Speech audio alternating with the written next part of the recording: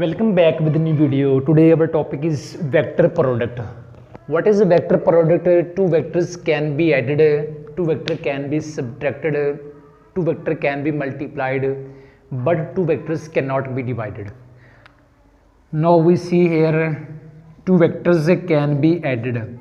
When two vectors are added, result is a vector quantity. When two vectors are subtracted, result is again vector quantity.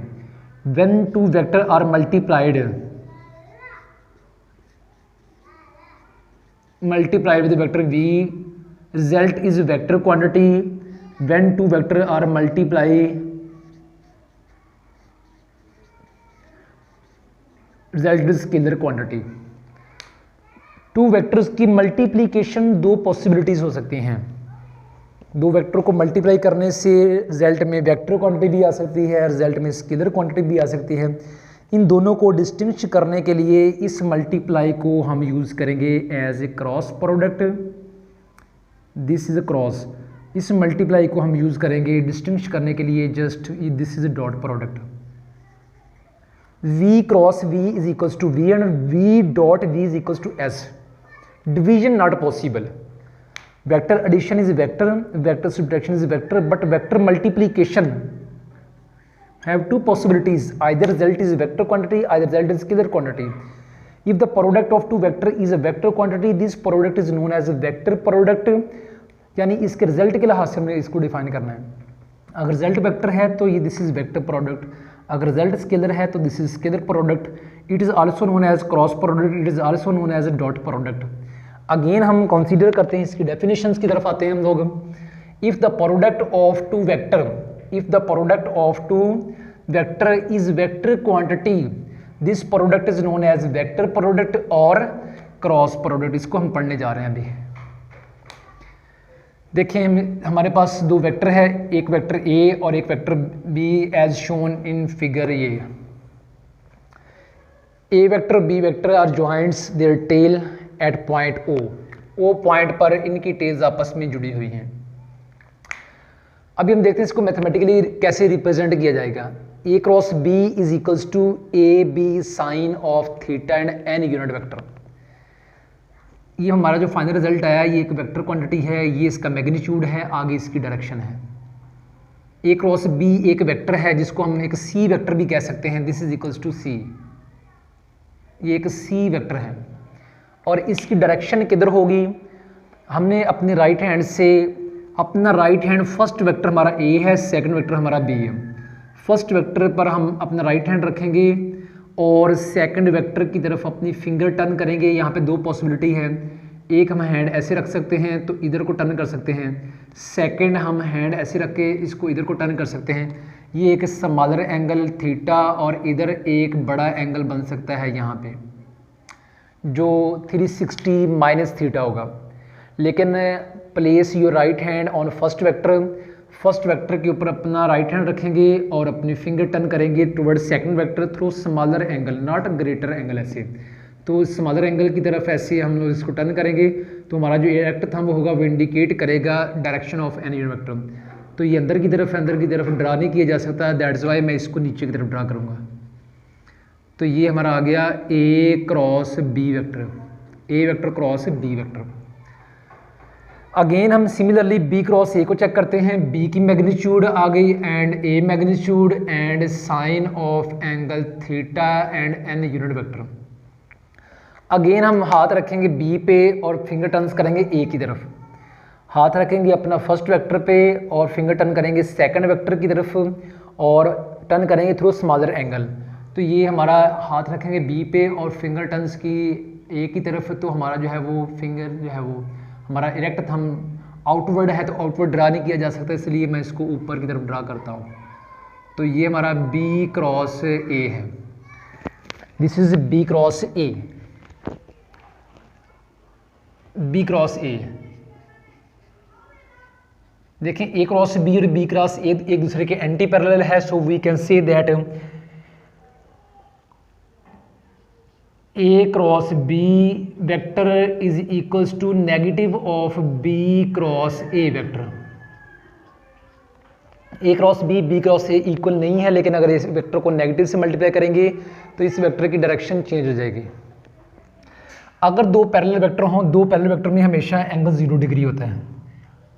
अब vector A magnitude, vector B magnitude and sine of 0 degree n unit vector this is equals to 0। जब 0 से multiply होगा तो ये आ जाएगा null vector. Parallel vector होंगे तो cross product is null vector. Now perpendicular vector में हमेशा एंगल 90 डिग्री होता है, तो हमारा A magnitude and B magnitude sine of 90 degree n unit vector sine 91 होगा, तो हमारा रिजल्ट आ जाएगा ए वेक्टर की मैग्नीट्यूड, बी वेक्टर की magnitude and n unit vector. In term of unit vectors, जो हमारे आई जे के यूनिट वेक्टर्स होते हैं, उसमें एक हमारा पेयर है आई और जे और के और आई।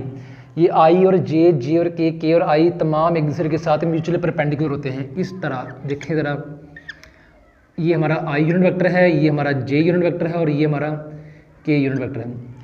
आई j k along x axis, along y axis, along z axis, ये तीनों एक दूसरे के साथ म्यूचुअली परपेंडिकुलर है, दैट्स वाई इनके दरमियान एंगल 90 डिग्री है।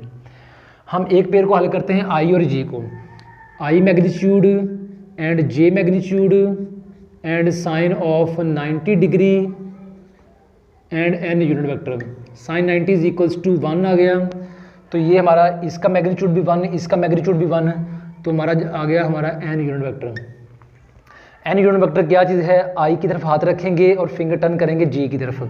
आई की तरफ हाथ रखा, जे की तरफ फिंगर टर्न्स की, हमारा थंब बाहर की तरफ आया, के यूनिट वेक्टर भी बाहर की तरफ है, सो एन इज के यूनिट वेक्टर। एन क्या चीज़ है, एन हमारा के यूनिट वेक्टर है। सिमिलरली हमारे पास आई क्रॉस जे का रिजल्ट आया के, तो इस डायग्राम को देखें anti clockwise, i cross j is equals to k, j cross k is equals to i और k cross i is equals to j. और अगर इसका रिवर्स देखेंगे, आई क्रॉस जे को हम कर देंगे j cross i that is equals to negative of k, क्योंकि A cross B is equals to negative of B cross A. I cross j is equals to negative of k, j cross के अगर इसकी हम location change करेंगे तो ये negative आ जाएगा, इधर इसको चेंज करेंगे तो ये नेगेटिव आ जाएगा। ठीक है, सेल्फ वेक्टर प्रोडक्ट, एक ही वेक्टर का अपने साथ अगर हम क्रॉस प्रोडक्ट चेक करेंगे तो साइन ऑफ 0 डिग्री आएगा, क्योंकि एक ही वेक्टर का अपने साथ एंगल हमेशा 0 डिग्री होता है, that is why n unit vector और ये साइन 0 0 ये आ जाता है null vector. Self vector product is null vector. Again हम देखते हैं in term of unit vector, जितने भी हमारे आई जे और जे के और के ये तमाम के दरमियान एंगल 0 डिग्री है।